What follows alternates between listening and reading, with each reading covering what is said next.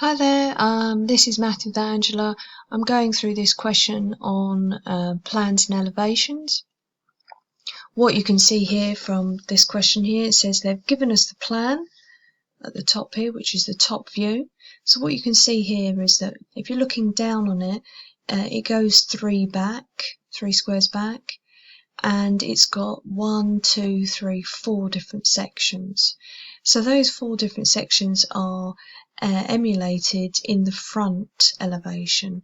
So this goes above this. So you can see in this section here, it goes from down here to up here, so you get the height of it.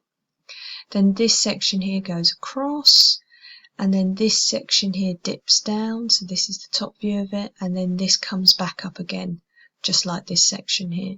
So you can think of there being a fold here and then it folding over to make a 3D shape. So the question is, what does it look like from the side?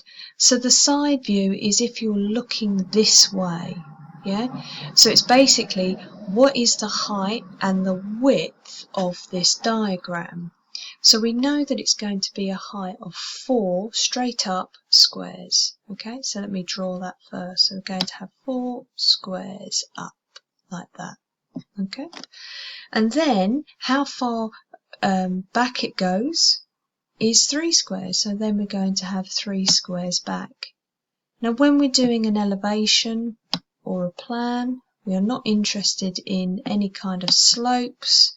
All we are interested in here is if I was standing that close up to it and all I could see was no depth, would be a rectangle which would be 4 by 3. Hopefully that helps. Okay, bye.